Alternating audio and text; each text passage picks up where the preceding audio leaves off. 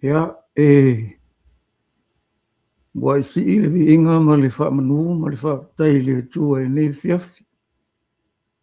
Ono lona ang le lehi, ia o lona alofa, ia e mese fo i o lana tau singa i lo tatou wola, ia e mese o lo o tau soi fua. Leo mwhai on tatou toi wheloa i lunga o le nei penga ta whailangi, i le alofa ma le ang le lehi o le tua. Ia e pe ona tatou masana ia i astona i te tasi. Ia tatou te mafuta i lunga o le nei penga. Whailangi po le nei fo i por kalama. Ia astona i te tasi. Ia le tua i lona ang le lehi mo lona alofa. Sopolo tau soifua ia masio tatou wola. Ia ona o lona alofa ma lona ang le lehi. Ia tari tonu ia o mea uma e mai le tua. E whaata alofa tua i. I le suafa manu malo i Jesu Keriso ia na au na tofi fata vaitau langa e fio e o maua po e fo i e masani le nei por kalama ia le ngata i lea ia o naita maa o tina matutua ia uo mau mea mai masani ma fan e masani o tatou mafuta i lungo nei por kalama ia vi ia le tua ino na alofa fai pea alofa tausi alofa tau muli alofa le uma ia o le alofa lava leo le tue ala ia Yesu le alofa e wha le na fio mai ia Yesu e osi le taulanga ma ia saunia le feagaiga mo i tatou auā le manuia faavau ia faatalofa atu i le suafa manu malo Iesu Keriso. Ia talitonu ia i le o se agaga o se lotu po o se tapuaʻiga, i le o se agaga foʻi o se tagata po o se perofeta, a o le agaga lava o le atua matou te taumafai e tatou te talatalanoa ai ma tatou fetufa ai e maise se tatou faasoa e ala i le afioga a le atua ia ua o le upu lava lea na sau Iesu mafitio mai e faataunuina mo oe mo a'u mai tatou male lalolagi atoa ona o le faavavau le manuia ua uma na tapenaina ia nei te tue e tatou te fetufa ai ia ma tatou faasoa ia o le a foʻi se vaivaiga i le tagata ia o le a foʻi se malosi o le tagata o le a se iloa o le a se poto o le a se mafaufau o le atua lava e ona mea tatou o naʻu ni tagata a o le atua e ona le poto e ona le mafaufau tonu ioe e ona i tatou o le atua foʻi na te faaogāina i tatou mo lona finagalo ia o le a foʻi se mea o le a o e i le faasoa e nei afiafi agalelei le atua i lau faalogologo ia tonu foʻi ia e maua ai foʻi manatu a tapena atu ai mo le aso a taeao auā tapuaʻiga e pei ona tatou iai sa taʻitasi a o tatou maua le ola ma le malosi ia o le a tomai se vaega mai le afioga le atua ia te tau talanoa ma lele ia o le tautua lenei porkalama tatou mafuta taʻitasi aso taʻitasi loma na e ono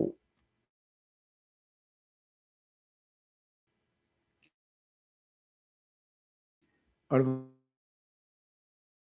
vaiupu ola e sefulufitu am taila faitau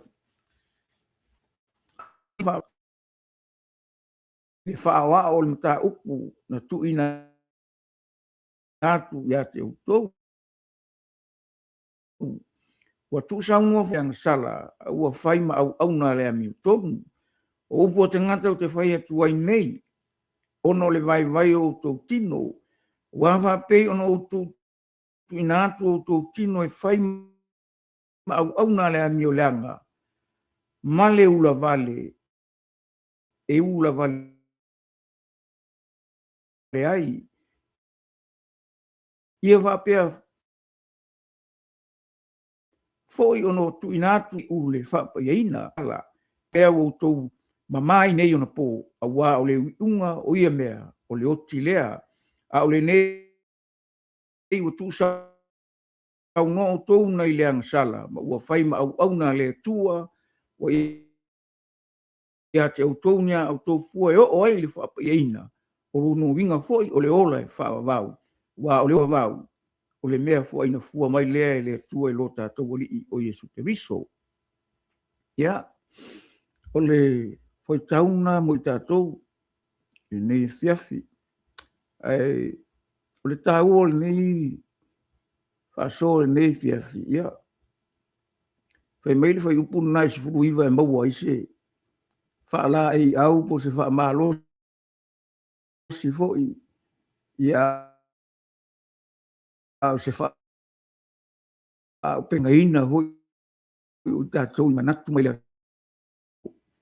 ua faapei ona outou tuuina atu outou tino e fai ma auauna le amiolaga ma le ula vale e ula lale totonu o le faiupu lea e aoga uma le faiupu a o le leina lale ma te manaʻo e faitau e ai foʻi kagaka faapega o loo iai totonu o le afioga a le atua ia e ai foʻi tagata faapena o loo soifua i soifuaga le kakoga le atua o le loto lea o le tagata o le loto e faamaua lalo o le loto e faamaua luga o le loto e gauaʻi o le loto e ana, o le loto e usu stai.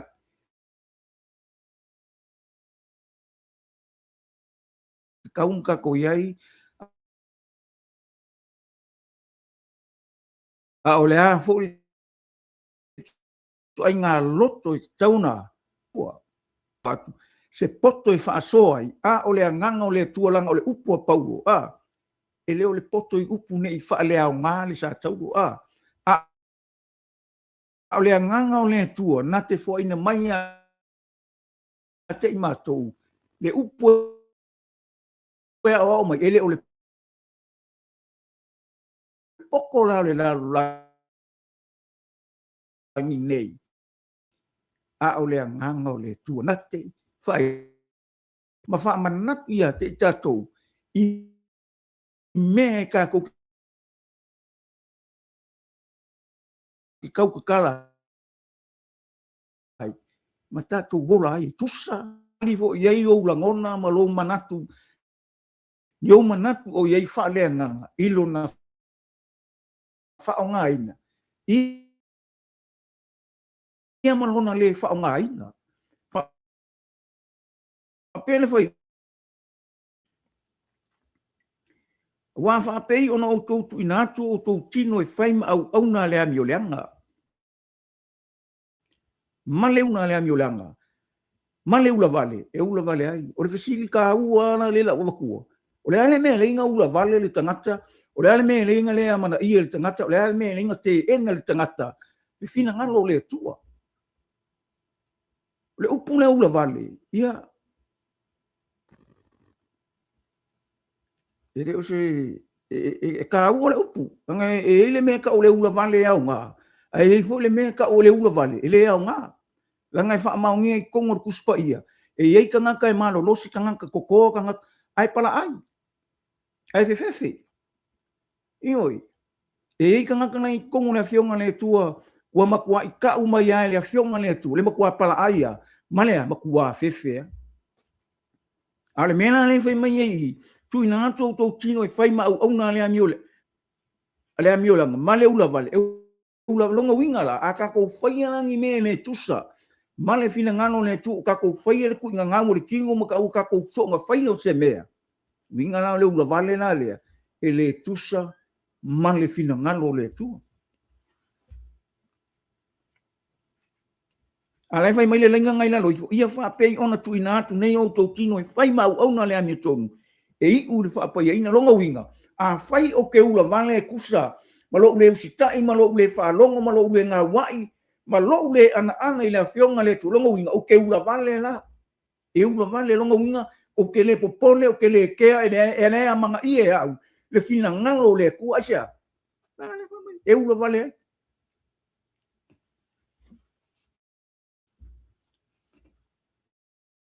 Ka ua i o le upu le ula vale.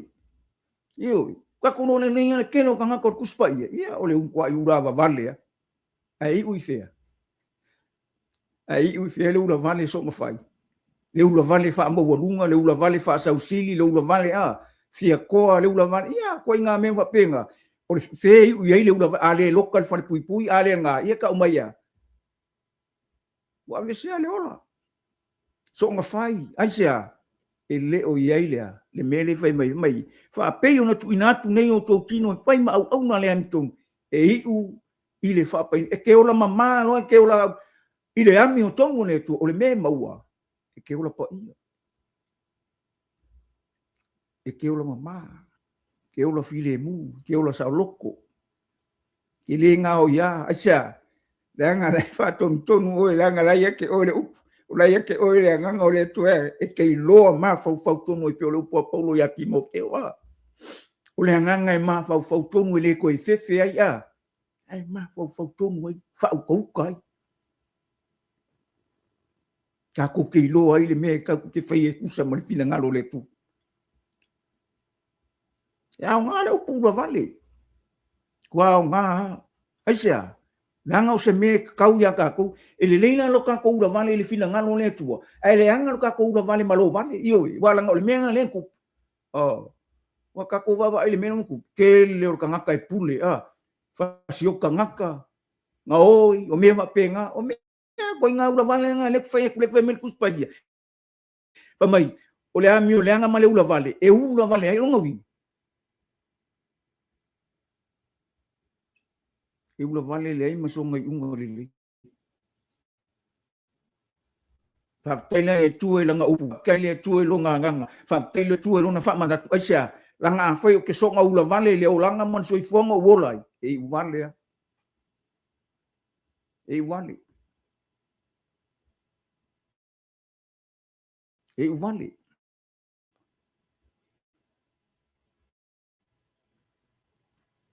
ma fa ke nga ko ka vika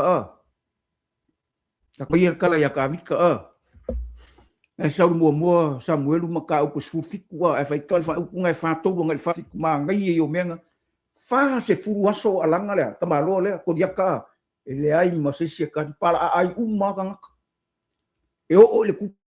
po sauro e o luso ka vika e o le mu fa se furu aso e le ai se ka no winga alanga ka malo po se la ara kaimi nga fa e ko yese ya ka vika anu o me lo fer ka o ave me ai o nga ngai lo ka vika me nai ara ma ngai ana le mele so foi pu fa ko ngai fa fi ku so nga vala au mo ka ma lo le inga wala ku ka vika wang fa ka ya ka vika o fu kau e ma sangi ka ka ngame ai fa kau le lo fa kau ko me ngai lo me ka vika a ko ngwe ma ngai ka ku fa so ngi vi ma ngai o po ka lai lo le ku ma ngai foi upo ka lai nga kea ngake mala malam lo fico punga le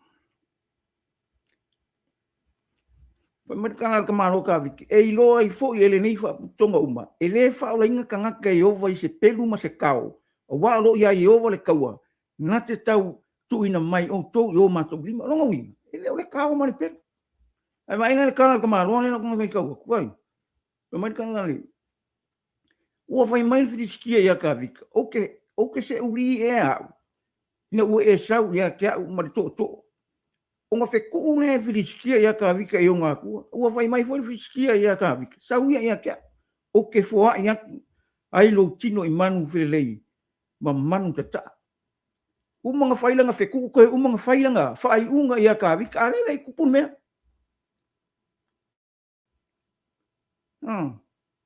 ale le ku o le yo ke ni e faile kawa ala wa makan fa mai no kana ka vika fa i pule falim ona tali at lo ta vita le fiskia o e sau ya ke uma le pelu male kao le lo o ke wa ya ki o le suwa fo yovo au o le tu lo i tu tau o isa o e fai ai pa mai lo fai unga e fa o le aso ne tu ye yo lima o fasi ai o ma e lo o ke fo lo tino o au a fiskia le ngai aso i mangu fe le ai e ka e lo ai le long uma o ai le fa mai o ai le ku se ra ya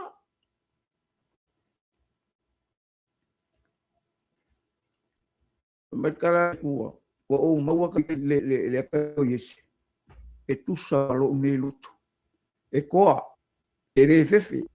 langa fast food o vala au ka malo le filiskia e le se sali ku ka ai sara me o van koi e makua pala ai ia ku ka ai sara angale ai ka dik e le ka wara yo e diska ku ka a merka vika e ke sau ke au male peru male kao le e o ke wa o le aka na vere o sua fa yo nga vere ma pa o me ka vi ko le ia o le ma ale me ia o le menga avere ko sia la nga lai no ka vi o le ku nga ke ka winga le ka ale fa mai fa ku nga fa fi e lo ai fo ele nei fa tonga uma e le fa o la inga ska nga ka yo i se pelu mo se kao o wa lo ia yo va ta e sau mo le pelu mo le kao o le ma ngai o le mele o le me ka nga ka le fefe le pala e ula vale la e ula vale le mea ia e fa'aalia ai le kua, le pe o ke le ula vale le ai, ke le vi ai le kua. Le ngā ula vale le ai ngi kaimini. E ula vale fa'aalia vale. E ula vale malo vale, e ula vale so nga fa'alu fa'alelea, fa'asausili upu, kako fa'alongolongo i lungo lo penga ka whailangi, ma losi o le meo le fa'asausili mo le wha'amaurunga. So se mea iai le nganga o le kua, so se mea iai le alofa o le kua, so se mea iai le upo o le kua. E mo le fili mu. So se mea ngā lue upu, lue ima le nganga o le sa'arokonga, iai le fili mu. Iai ma le fia i whaka o le kua. La mea ngā kongo.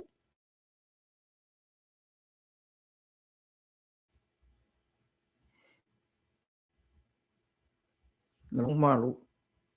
Aisia, langai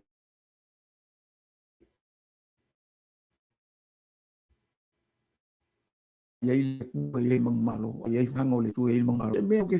whai le wai, songa fusa o le whai tu.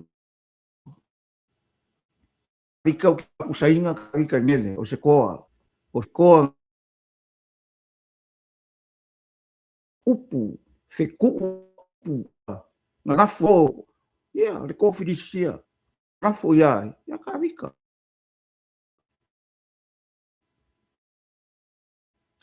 Enga lo i ka o lo sui e tu isa. Ele o le perula. Ia wai, walango o mai ka vika wa ka la ki whalungo soo. A ka u o le mea ngā whinga pia e ka ngoi whika ka linga. O ngā mo le māsinga koe alu mo isi vai aso o langa ka maro longa winga. Wa le ai a seisi ia kani, aisea. E mo ia o le ku sia la edu yovo au le ima singa wala anga le sau wa fai rolo ia ile ku o le la o ile fiskia le pevi tomina e fai mai le ku au iska ya nga ka le ma ka le fa mai nga le a o le ku over au le ku le fai ya ka le ku ka vika ku sambari loko me ala le va me le ku asia e ko ele pala ai e vale ka vika langa ke la fa kasi le o ka to le ke le on sa mua le ku a se vo ka vika e anu le ku le loko muki momoia iwe a anu ka vika le ku inga ua lo o se wa alu wa male loko maula me nga lai nga sala fu ka wika nga fa so fo isakan il menga nga fai ka winga le nga fa ma fa le nga mai le ku fili po ame ai mai kala ka maro silialo pa u limo le ku lo pa u limo nga mai le fa ma mo no fo ingam ka po lu ka singa so wil meng fa so isakan ya sakan iso semea fa so porque a ora ka fa so ngese no le ulanga ula vale ula vale o langa vole le ula vale o le kua ale anga lo ula vale o ngai ke fia ula vale e le ia ke o le kua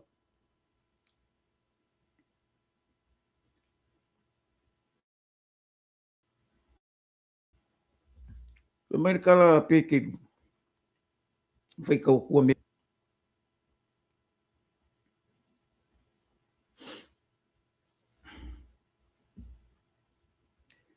mai o sila fia le rise me la ve mai ye a mi o tua ai le fa so songa ai ka o fia a mi o langa e o le aso e fa msino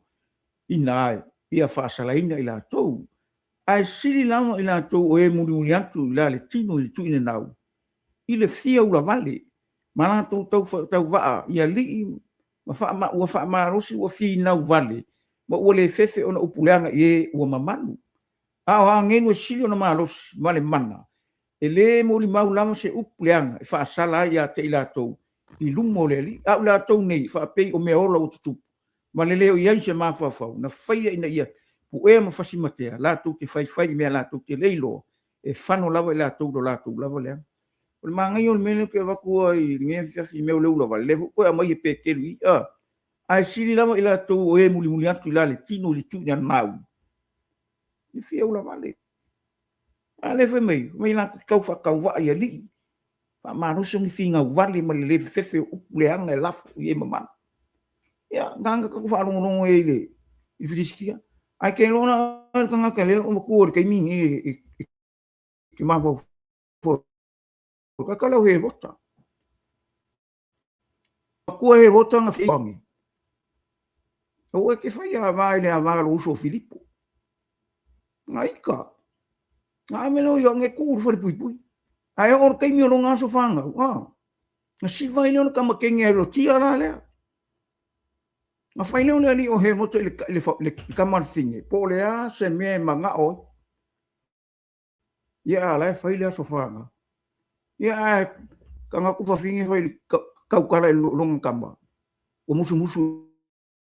long kama fai manga o le u yo ngi pa petiso ko se manga o le fingi ai wo ki nga ranga ya cha e ki nga le me mong ki nga le me mong ale o va ku ho tala ngai me e leng o va ku ba kau ki or ngak ya nga fe awai adu si fa pui e mai le va vai mai le u yo nga mai no le yu o le ulu yo ni a mai kango e wota kua kurkengi kango ro ma ku fa fingi e ma se winga ki nga le me mong mo kua ki nga a ele kango nga fa ki ko le me mong no ko maulalo ma salamo e ke de sa roko la vai vai la le mele ku de sa roko wale sa roko a fa kingon kinga ile nga uma no le me nga nga a mai ele u fa longo fo na ikala ya Yesu yo nga fa longo no ngai ikala ya Yesu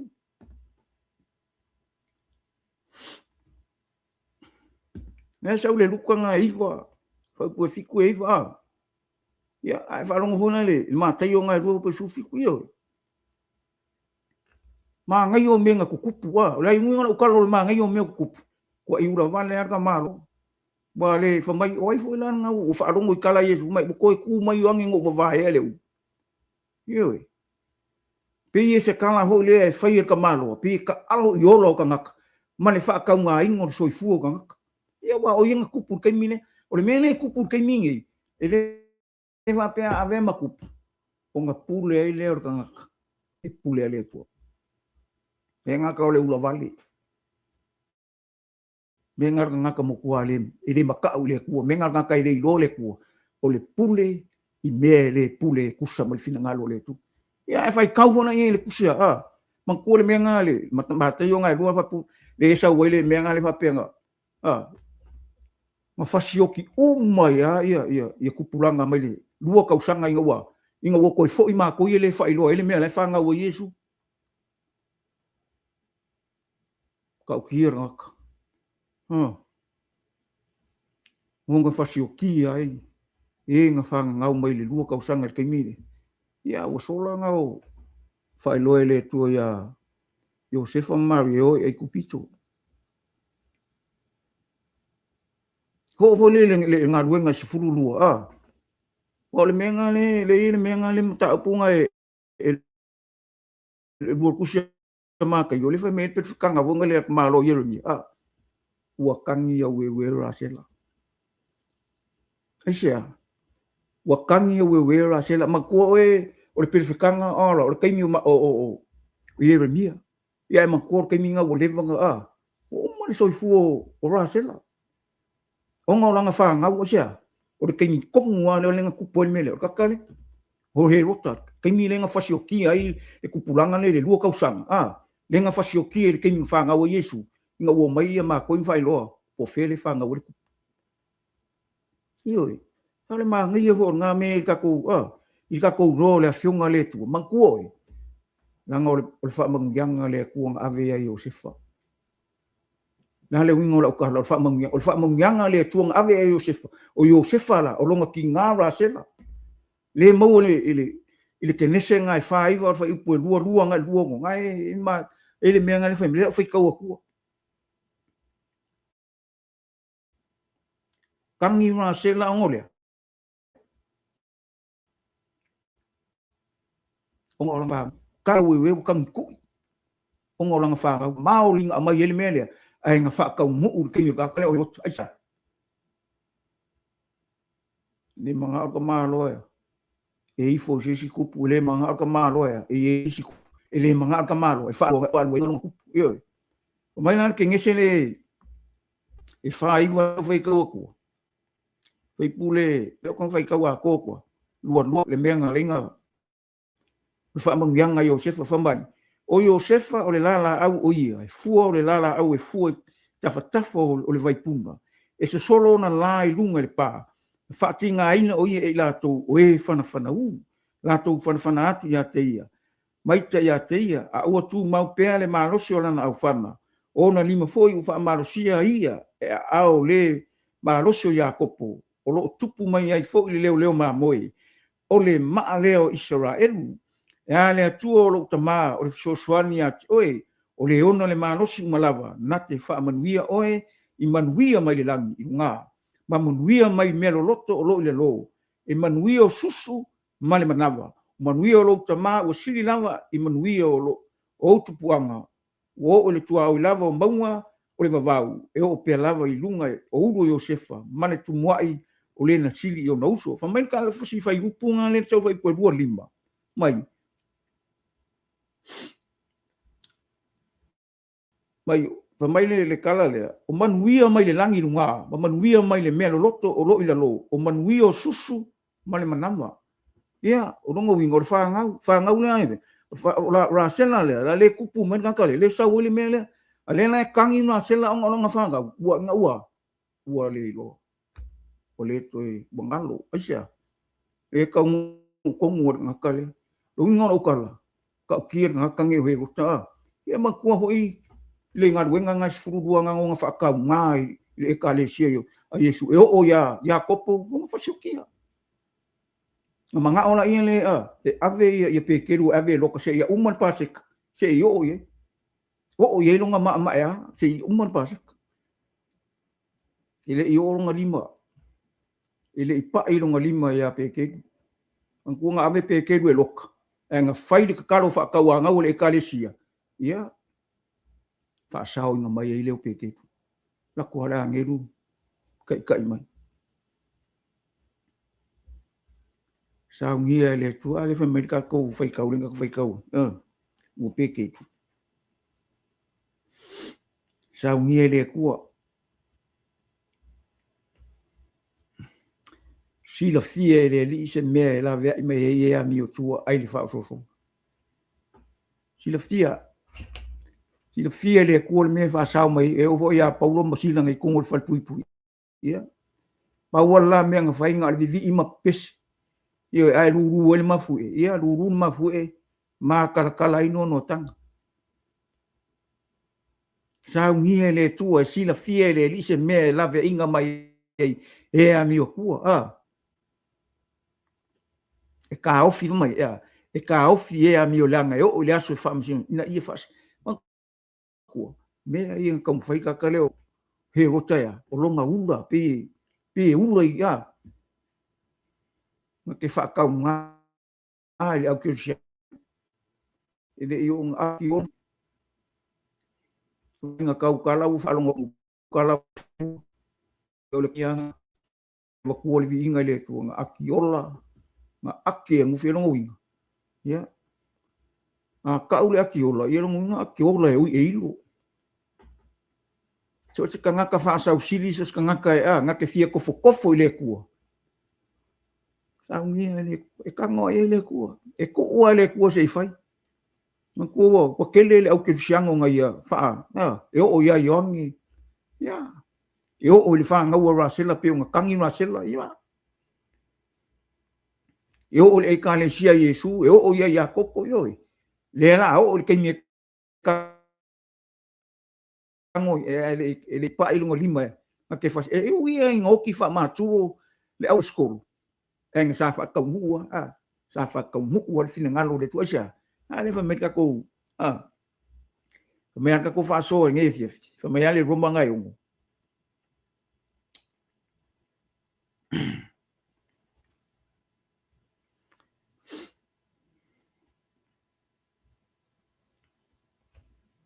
wa fo ini tu ina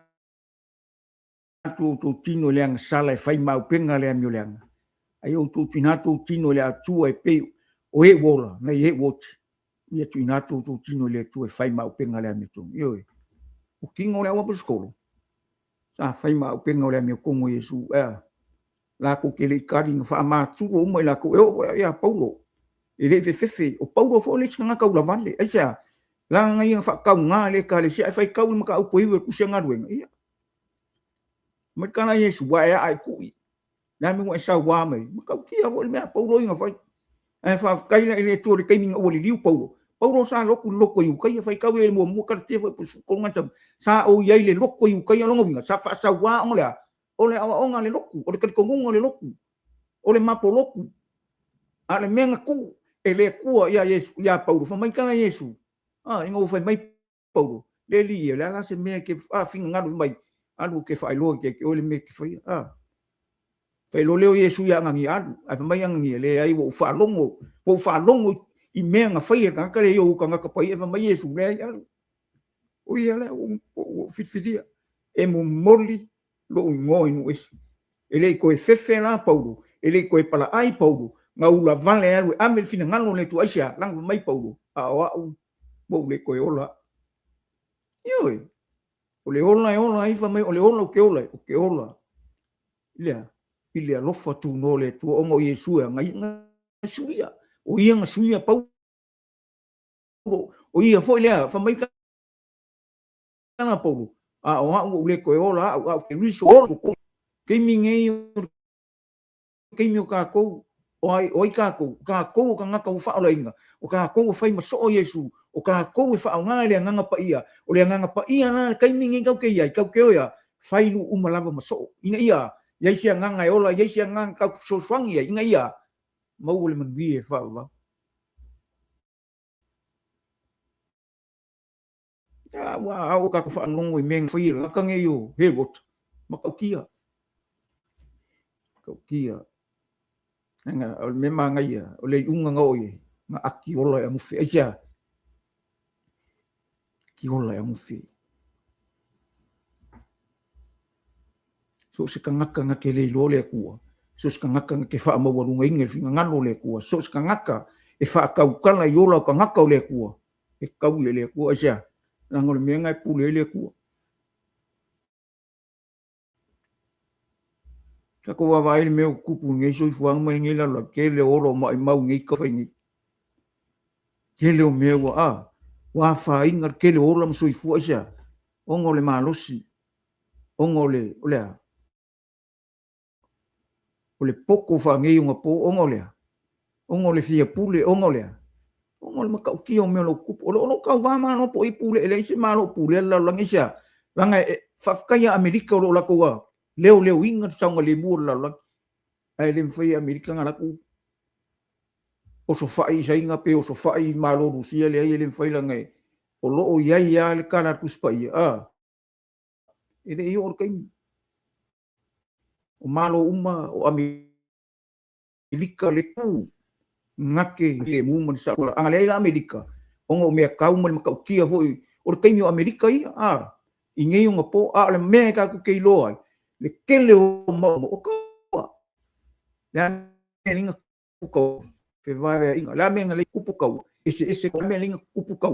e le o loa ka ngaka finga ngalo le ku aisa la ngai le finga ngalo le ku mai se ka mai se misa ele mai le ku e una va vale kan ka uma e fa ku le si mai vo le una vale o ska ka o le mea le fai ka unga le vai mingi e fai uma no ko ka ole e una va vale uma ka aisa la nga la pu le li o la la yo la ko e anga pulea le nga kua ia ka ko lo ka aru le lang e o ku nga ngau ka ko vai le drugs ka ko vai i mea fio ngi nga ia o le se mea ko ya ko lilo la lo wa su engi mai lunga wa kele me wa dia di ka ko lo ai wa maka o nga fa dia mea maka ki o ku ai sa wa sa wa la le li o la ngi fa o ki le o lo ka sia no le me o nga o ia le ya si me sa wa sa we ese ro wa lo fa sa we ese ro fa ko sa we ese le mangui o le ko sa we ese ro wa ro ka maru fa ku le tu sa we ave ese ia ngofo nga plan le nga ia ngofo nga fa so so nga le nga le ia si me sa we le li la lang sa we so kam foi mes ko ngi mai lo le o me ya fa le nga inga le matanga le tua marka ngaka ke mingi au ke so nga ula vale i me ka ku ke fai o so fuangi eu ai sia nga ku le anga ele ai se vi ingo le tua me ka ke fai i lo ka ku so nga ula vale ai ka ku fai el fina ngalo le ai ula vale ka ku ula vale e fa o fina ngalo le tua le me fina ngalo ele ku se me le ai sia nga vi i ai le ku ile o ngale ula vale ai le se vi ingo le ku e mo pe o me le fai ka vika e vi i ai le tua. Eoi, ele o le kaola, ele o le pelula, ele o le malosila, a o le tua o le na tea, o ina mai le man maro. Manga ia upo paulo, o inga ke mwhai, po le oki, po le pelu, po le a. Nei se menga ke mwhai, e senga ia ka koula. No kwa koulo le leima le alofo le kua, whamai kana kuspai, ua whai ka winga whakasi e su mai inga pangoka. Na le winga o le ame. Ua whai ka winga whakasi e su mai inga pangoka, o pangoka inga, ma whioki whakasi, ma liu whakasi e su pangkole. Whai ka winga whakasi, karanga ka spai. Ne whai mai le maa reko ngai su lima, whai poroa, whai ka wakua.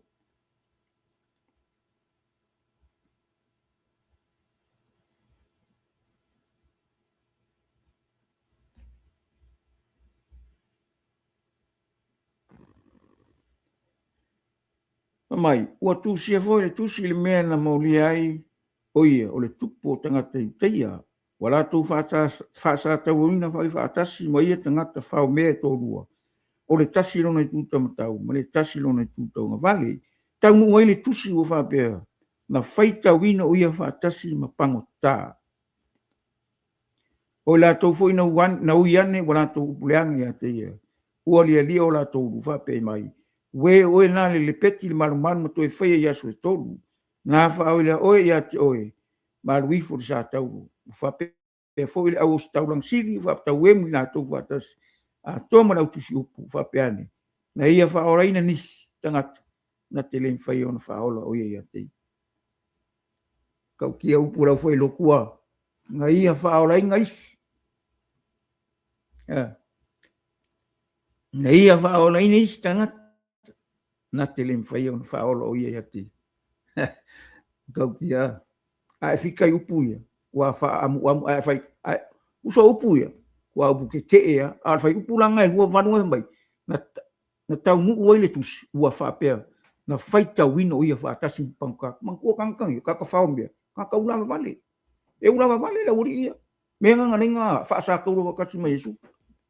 kanga ka ulama vale le kanga kami o lele, a ua whai kau whaakasi mai Yesu, inga ua whaasa kauro wakasi, e le ula vale la Yesu ngi meole.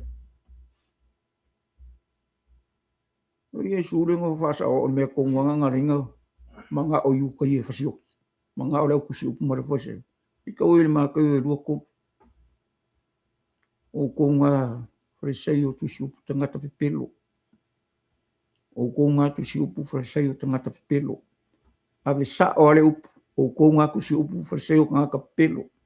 e lau kango e whaikau aku ngai meanga, ngai lona le wingo le meanga, ringa le fitia, le nuko le tuia Yesu, ai mese lau whailo, aisia,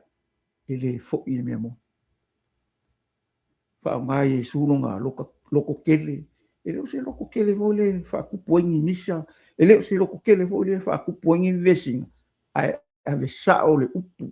inga ia fa ka mu u fina ngalo le tu le meng sa o yo me nga nga ringa sa Yesu sa we fa sa o me fa le ko me se ele sa Yesu ele sa Yesu mo e mi ko mu le sa mo ka ka ye fa le ko ka ko uma le la ka ko rongi ka ko le ko ura va vale la ma fai me le anga fai me le ko fai lang sa au ka ko fai al fina ngalo le tu ya ele fai ka wa ko ma ka yo ngai ko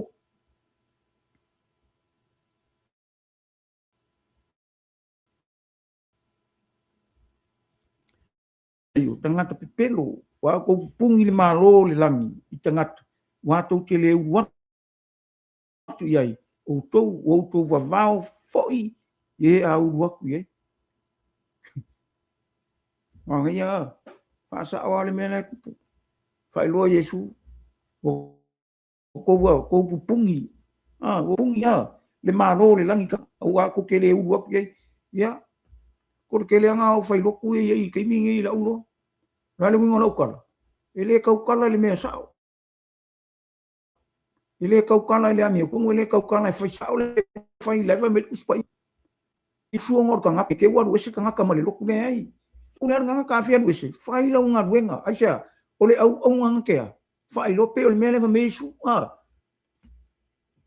leva mai wo ko va fo ile u la u ko asia fai la nga wenga musu ka la wo lu nga ko sia o lai ke avele upumong ya ke ame ko inga ula vale nga ke ningi ola la ula vale pe kilo me ke fa sa asia ola ke lofa ile ngangor nga ke le pole ye ka nga Yesu vai lá vai upuna sfufa o ka lofa ke ku kusu fa sai ka pelo wa wo ko fa uma fa no finga wo ke ola ko kan vai ya nga ole ko lo me ona ko kan o fa le leva fo ya ko ka e fai mau fiu le mele e akili ai lava on fa sala ingo ko ye ka kalo mai e pi o le fu ringo le fai nga wenga le ko ke o fai akwa nga o mele sa ku spaia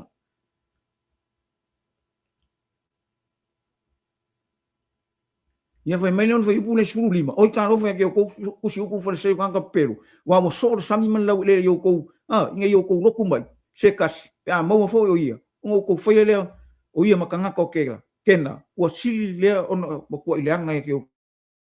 ko lo winga e ma fai le ku fai ngom le a wo ke sori ioi aisia langa lai ka kele o ve ye le mi kong ka kele o ve ye le fa ma o le ku ka kele o ve ye le upo le ku e o lai ka ngaka ioi le fa mai a e avele lo ku o mai ngaka lo ka Yesu o sili langa le ko fai o ka ngaka ke no winga e kusa po ke fia le lo kusa po ke lo ku ya sa a fai o ke le kalia Yesu mo o fa mo lalo mo waru ese le anga sala e fai le mi oto ia teoria lo ku ma pe po la ko inga lu ke lo fa le lo ku fa lo inga lo o le lo ku ia na ia o le upo le ku ma o le kalia Yesu o le mi tomu o la le me le kala mo me ku spa o le ula vale le ke fai ku le la mo sa Yesu ka sa o fai lo ia fai lo ku o ka ko ia ka ku e vele upu le ola e fa ma ongi lunga fatino e fa ma ongi fo la le lunga fa makala ingolo ele e kele fefe kele ba ku no ka ola polisi me ke lo ke o lo ka o me la fa ngai alo ile ai ka ko ke avesa o le upu le kwasia langa le upu e ile ola o le upu la ile le mangui o le upu la ile fa ma mai no ka la Yesu ile sfuruo o ka no fe ke ko ka was e fa mai ai se ka ko man wale aile o se ka ko le au o le man ma wale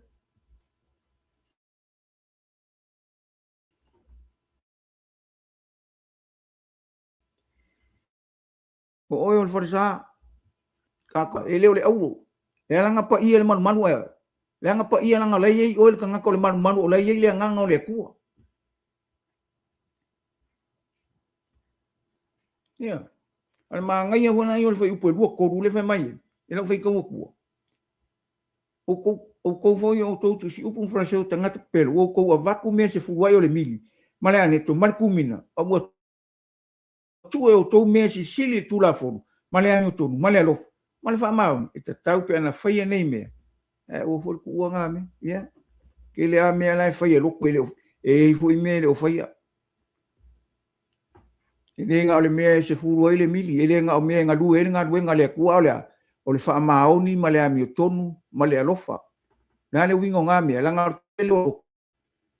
ele ui papisonga le vai kele ko a fa fe Yesu a ere ko fa ngau le vai male nganga kele lo kele sau fai kau ye le Yohane na to nga sa we fai ko lima mal wat ia la fa fe langa ko fai fina ngano ne tu fai mai a Yesu ya Yohane ingo wala ku Yesu ya Yohane la papiso fa mai Yohane le kau papiso yo fai kau ma kai fa mai kana yo ele kau langa la yo Yohane ole ko Yesu o Yesu le ko o le me la papa kiso Yesu o yo ai fa mai kala Yesu le ai yo nge tu mai pe ia e ao ina fa atau nu o me tonu umba o me kom fa ia la me kom fa ia me la fa mai le ko fa me la fa mai Yesu ka ke fa ia ku sama le upu inga ia ka kom ka ku sama le fina ngalo le ku ke lo ko la ke le fa ngal pa songa le vai kan fa ku fa kuru e nga se me la e pe wo kakalo fa pa ia pe o le menga ave Yesu kongola man fa pa ia si meonga al pa ki songa le vai nga ui Yesu le vai nga ia fa i lo le lalo lam e ao na ta to to fa na fo wina le vai ma le nganga ne fiafi o le nganga o le upo le ku ka usa o le me mon ka ke ula va vale la e fa i lo le me mon asia langai e ka kaunga ola ni sia nganga ya o ma a foi o le o ngale ku ka ke le nga ka ke le fu fia la no ngale ka ke le nga le me mong ka ke le fu fia le a foi foi ka ke lo me ka nga kale kala ngo ia i male lo fa le langa lo fa le tu tanga ai ino le tu le nga ne e fiafti pe ngo fai mai kara kus ua fai tawina fa atasi o ia pangka me nga le nga sa Yesu la ko inga ula vale ngai ke ula vale la fo ko inga ula vale ngai ke fa fia ula vale na sau Yesu ia e ese male ula vale ia o ele ula vale e ke fai el fina ngalo le tua inga ia vi ai le ku ne fiafi mangi fo met kala peke sili musa met kala peke sili musa le kanga korkingo ai sili lava ila to e muni atu ila le tino le tuina nau le fiu la vale malatu tau fa tau wa ali fa malosi u fina vale ma ua le fefe ona upuleanga ie mamar a ngai we sili ona malosi ma le mana ele muli maulava si upuleanga fa sala ai ya te ila to i lumole ia ngawa sa ngia le kuanga ngai wa le upo ie ma la ke fiam na fo il fa maka o mo ka ke ka ko ke mi o ke pole a vese fo lo wora ngor singa ngalo le ko ia le se me le anga ia wa algo ke fa kasi mo lo wori la ngai le ai sesi ele yo ki fa ma kulo la poskolo la ngol me nga o lungari kai o ka ko ke mi me o fai nga ma o ke pole o ke mangaku fo ye nga me o nga sau Yesu e fa le umma mo ka ko wa me bolengi me o umma fa le o fa le ya fa le ka ko o ame ka ko lava vale mo so nga fai e ka ko langa le o umma nga kango Yesu e o fiufi fa le mana o i longa koko o umma nga fa le va ma le tu le tama umma na nga ya o ma fe o umma fo la nga ka ka ko ko kong Yesu ka kong sa famelo le vomangai i lo fai ko pula le vomangai ongo fai upo lu ko mai wa le oti o tongi le ang sala le ola fa va o me fo ina fu mai le tu tatu o iso le ya o ame uma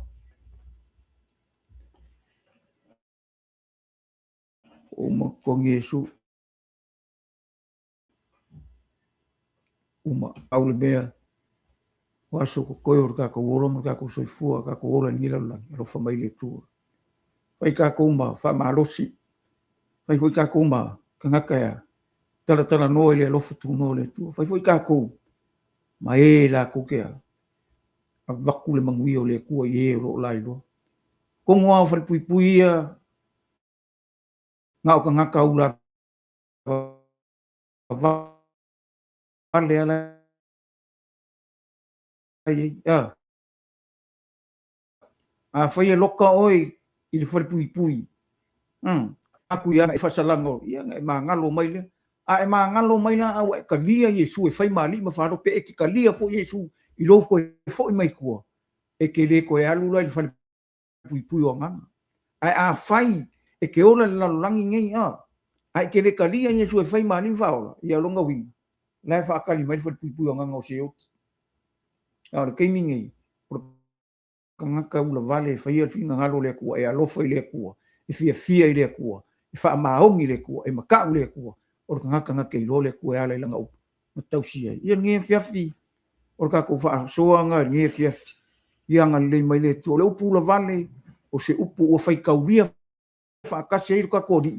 mai pang ka a Yesu e le sa o ye ula vale fa mo lunga sa o ye ping sa o ye e ka usao longa loko kene malonga fa maongi ma fai el finangalo longa ba pe fo inga mai e ula vale o ngol finangalo me la mi tongo le tua ngai inga avele o le fefes inga ia fa sao inga ma ia fa mangu ia inga kanga ia ka ko upunga nge fiafi fa malosia ke oi ula vale mevi ia ile kua ula vale mele le ia tato fai el finangalo le tua fa mai kala ua fai tawina fa tas o ia mai pangka wa ka ula vale la Yesu me ala uria langa sa fa kau fa kasi fa sa kau fa kasi lungo sa tau ai fa taile tua e ulava ele ia sau Yesu ya fo ai mai lunga lo fatuno malongo le ia e ola o ola ile manuio le tua ia fa manuia le tua tato po kalama le fiafi fa manuia fo ia tato po kalama ne fiafi eu tato po kalama tu fina ia fa me fiafi ona le upo le tua. God bless you. Jesus is the answer for the world today. Love and there's no other. Jesus is the way. Jesus is the answer for the